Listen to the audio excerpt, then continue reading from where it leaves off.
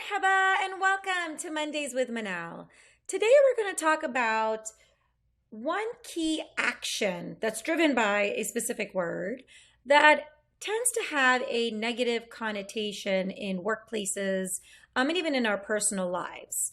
We're going to cover workplace boundaries. And when I was sort of exploring this notion on why we have some negativity around it, a lot of it stems from, past experiences, our unconscious biases playing vital roles in, creating or talking about boundaries. I was wondering, like, a lot of it is positive. What we're trying to do, the intention behind the actions we're trying to take are usually well-intended and positive. But why are they not coming off that way? And it really lies in ineffective communication. A lot of communication sometimes comes off a bit too brash. We are coming from a place of maybe frustration, feeling overwhelmed, burnout. We set the boundary sort of at a point where we've already hit a tipping point, and so our emotions are speaking. What I call the real danger zone is having too much ambiguity within our communication on the boundaries that we are needing. This leaves a lot of room for the other individual to create assumptions, to close gaps and the wondering because they're trying to rationalize the missing pieces. This is probably the most vital piece in relationships, period. Our mind works in mysterious ways, but it also it's a very powerful muscle. And the more room we leave in the gray, it works sort of in double time to close those. And now you're leaving it up to another person to determine your needs, your whys, and really understand the intricacies of your entire life's ecosystem. And in reality, that's very unrealistic. And so the way we set out and communicate and drive the actions that are going to create sort of this well-being in our life's ecosystem matters. So I set out to do a little bit of reading and came across a Harvard Business Review article by Ascend titled "A Guide to Setting Better Boundaries." The article stated even in pre-pandemic research, which we know is just sort of accelerated post-pandemic, that many Americans were already sleeping less than previous generations. And the number one driver of this was due to trying to achieve or get more work done during the limited time that we have already in the day. But the research also showed that we are increasingly unproductive. So why is the obvious solution, which is creating these boundaries within our life, which includes work, so hard to achieve? So the human psyche is so fascinating because we can't give a definite answer, right? There's no one size fits all. And when there's no one size fits all, it is very difficult to successfully achieve because it requires, tailored and self-reflection or self-reflective solutions. It's so interesting how we go through rigorous frameworks and we study how to put together well sought out plans and strategies for product development and other corporate strategies. Yet somehow we don't apply the same basic framework to our personal development. In other words, we don't take the time to identify the root cause or triggers to put the right solutions, aka boundaries, in place to help us become more productive in life. And being more productive in life does not equate to doing more in life. It equates to doing parts of your life efficiently, and also meaning that you efficiently are stepping back, getting enough sleep, balancing your emotional well-being and your mental health, having the right sort of pull and push with, how your work impacts your life, because it is all one big ecosystem. And that is a harder achievement because we don't take enough time to actually look at our life in that, holistic pie to understand why we need to set the boundaries that we need to set. I would also like to preface by saying that I really suck at setting boundaries. And this has been a challenge throughout most of my career and my life, actually. So I don't come at this show today with, this is defined and this is how we do things. This comes from a place of self-education and self-reflection, which I am sharing so we can all work on it together. Like I said, the solutions are tailored to your life and your journey and what it means to have boundaries in your life and the why behind what you're trying to do and the goals that you're trying to achieve, right? And so, it's okay to not be good at it. And it's okay to be self-reflective and identify this as an opportunity. I have learned that talking about my opportunities out loud and doing research and studying is helping me sort of create the well-being that I need in my life. And I hope as I pass these messages along as well that, other lives are impacted, or it triggers, a thought or a motion to take action onto something that, can also better your life. I really like the statement in the article that stated, though boundaries represent different things to different people, they universally force us to examine toxic behaviors within, roots in our past, and can surface negative internal dialogue that are very painful to address. And the article goes on about amazing examples on how this is applied.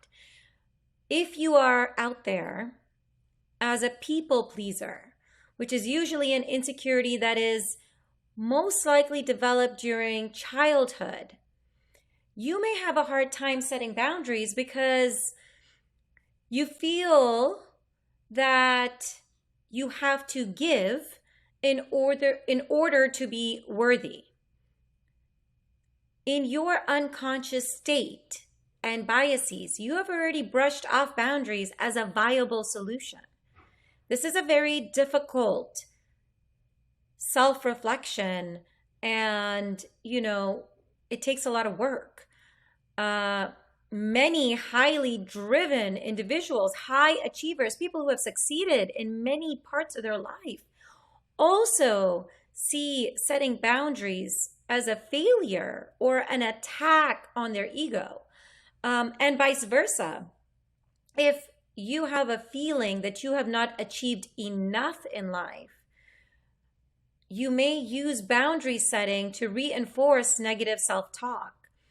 This is why the most important action in your life for well-being is also the most difficult to put together. And again, just, in different parts of your journey and your career and your life, this also has to be rejiggered, right? You have to sort of continuously test and, pressure whether or not your boundaries make sense in the life spectrum that you're living in. And that's highly critical. As you know, I am a big Brené Brown fan. And in the Atlas of the Heart, she has a quote by Prentice Hemphill that's just so fitting.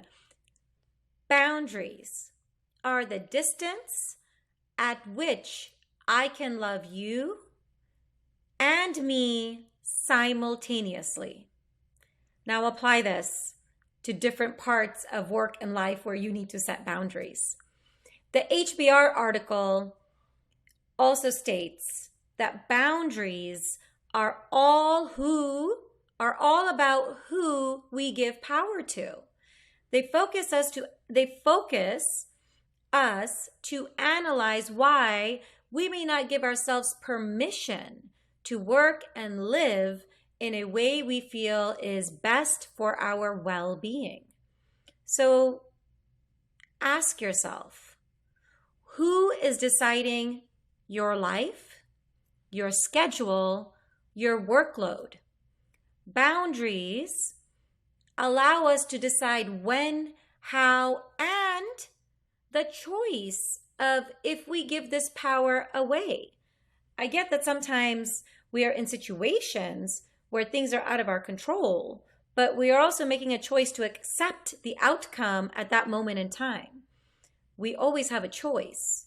And this is very important to recognize and understand as your basic foundation of setting boundaries, so we can go into sort of the next steps of, what we can do from a tactical perspective to approach this in work and life. All right, so let's take it back just a little bit. When I opened up about this topic, I talked about how important, why the way and the frequency in which you communicate about boundaries matters. The HBR article expands even further that there's some foundational understanding that setting boundaries also isn't about getting everything you want when you want it. You see, it is the small things within your control that you can do to protect your time and energy. There also may be phased approaches or small goals. Sometimes you're dealt cards that are unfair or really impacting your life, but situationally, you cannot change it at that moment in time. So the best thing you can do there is create some sort of exit strategy to get yourself out of the situation. And that can be, many factors can play into that, either micro or macro factors. Sometimes, macro, which is very difficult, especially during recessions or hard times or particular industries that are, it's not so flexible to move out of. And so you have to really self-reflect and maybe accept outcomes, as hard as it is at certain times, with an understanding that, okay, I'm going to create the path for my exit strategy. And here are the hurdles and challenges in front of me. And here's how I can get to an exit strategy. Again, we do this at work all the time. We set many corporate strategies using these ideals, right? What are our barriers to entry? What's going to cause, what risks are there that's going to cause delays in launch, right? We assess all this, but we don't put those same assessments when it comes to our personal development. That's why it's so important.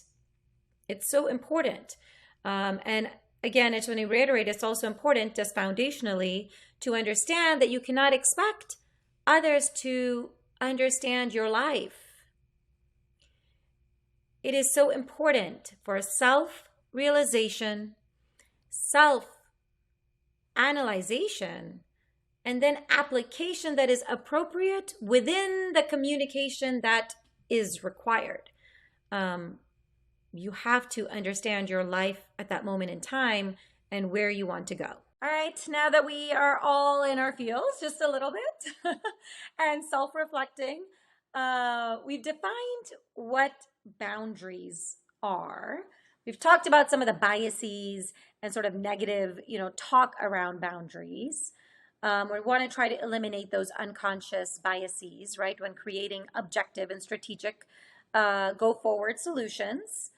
So now, how do we start applying and creating true tactical ways to embrace this and build for a mindful life?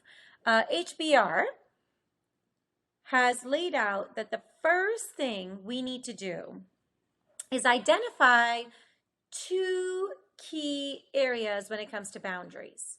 Area one is what do you individually identify as a hard boundary. A hard boundary is a non-negotiable. For example, for me, a hard boundary lies deeply in ethics and morals.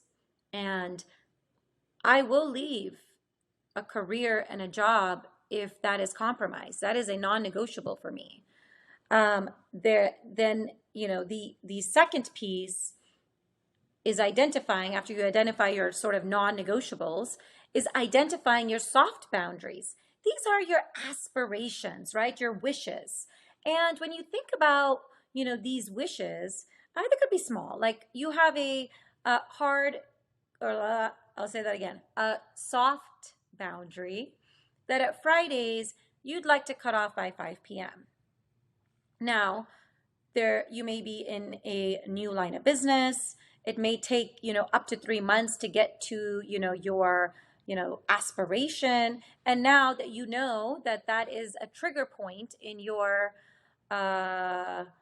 boundary setting and in your life, and you really need to start, creating more flexibility going into the weekend to have sort of your me time or family time or whatever it may be, then now you're going to set small goals to achieve those. Having a plan matters. And hard and soft change, right?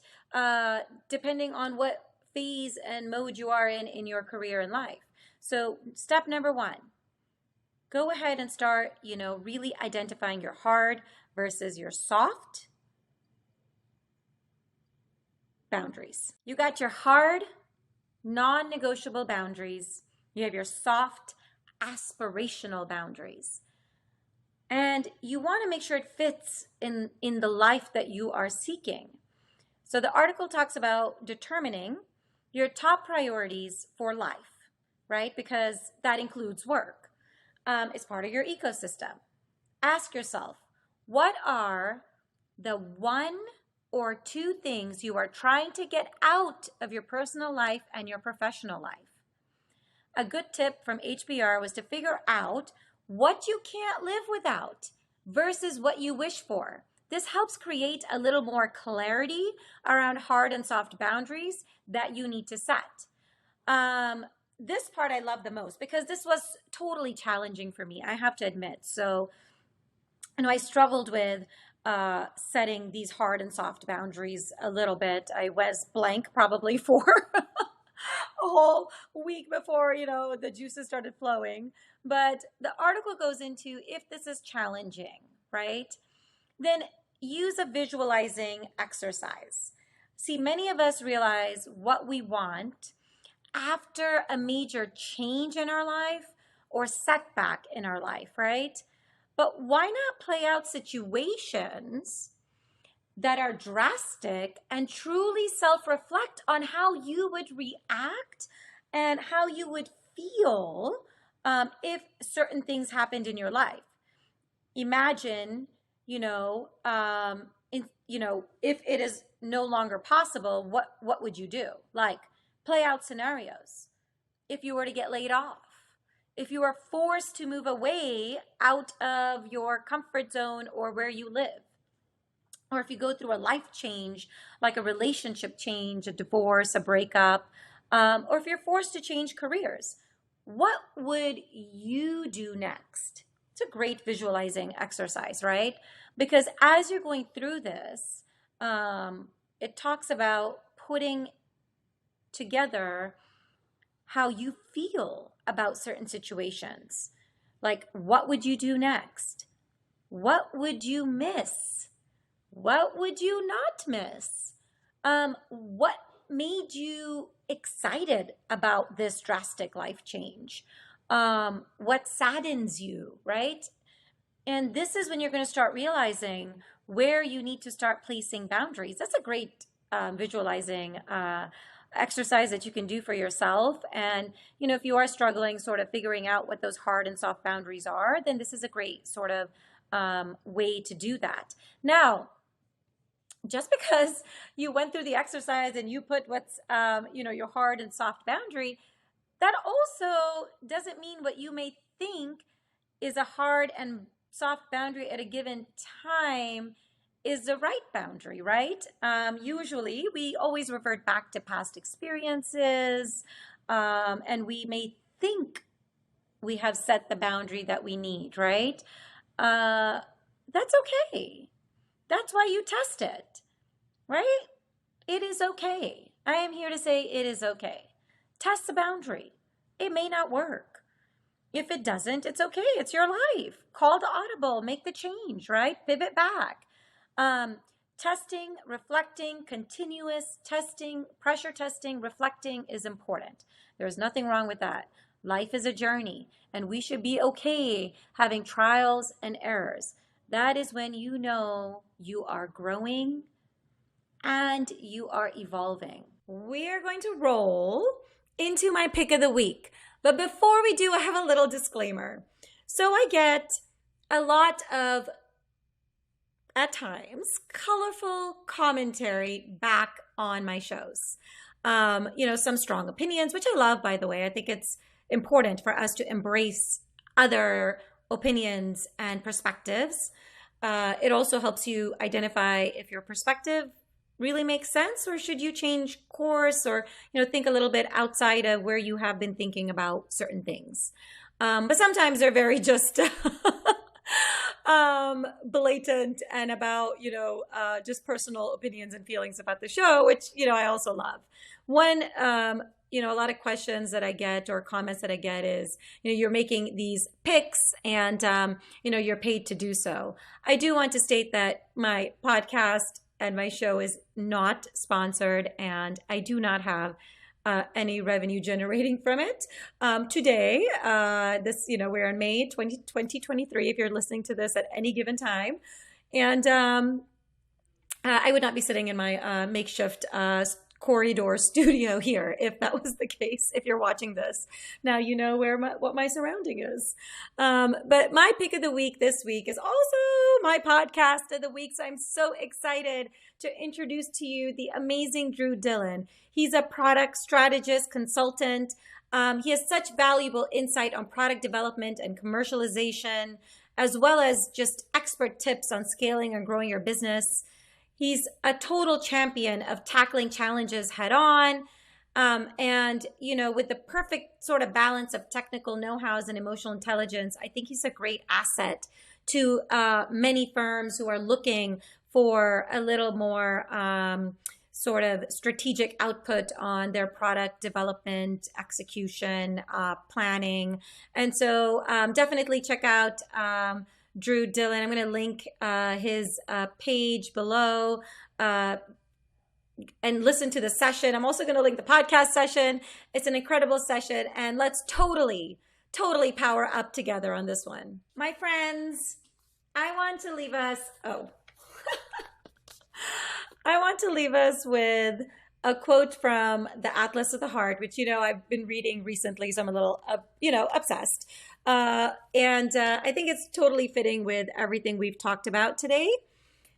Brene Brown states, we have to belong to ourselves as much as we need to belong to others. Any belonging that asks us to betray ourselves is not true belonging. Have an awesome and thought-provoking week. Cheers.